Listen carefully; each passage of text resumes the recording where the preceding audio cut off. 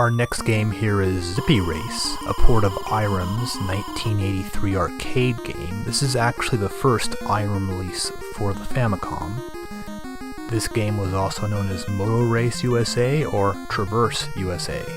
Now either of those games is more appropriate because this game certainly is not very zippy. In fact, this game seems less like a cross-country race and more like being stuck in traffic behind a bunch of little old ladies on a Sunday drive. The cars in this game are actually pretty aggressive. As you can see here, they really don't want to let you get around them.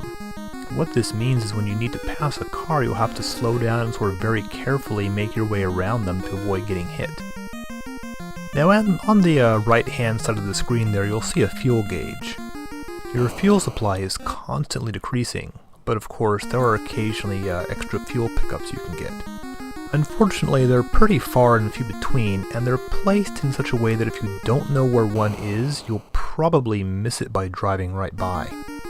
And to make matters worse, your fuel isn't replenished at the end of each level. All these factors sort of conspire to make Zippy Race a less than fun game. Now one thing about this game that is a little unusual is that once you get to a certain point near the end of the race, the perspective will suddenly change from an overhead view to a behind the vehicle view. If anything, this new perspective makes getting around vehicles even more difficult. Luckily, this section of the race is pretty short. You're only riding for a few more minutes here before suddenly you reach your destination.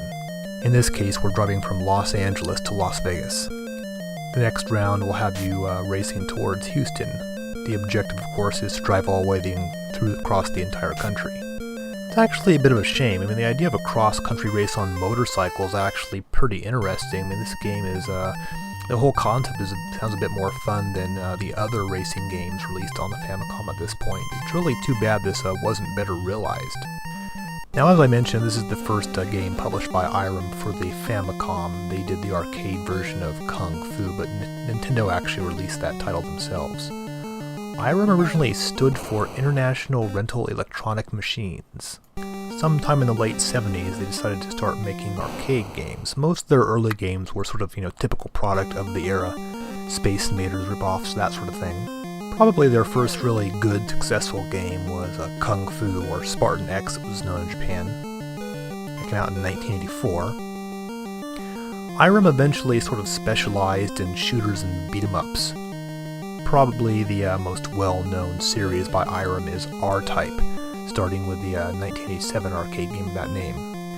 Irem continued to release arcade games until the mid-90s, and of course, they also continued to make games for home consoles such as the Famicom.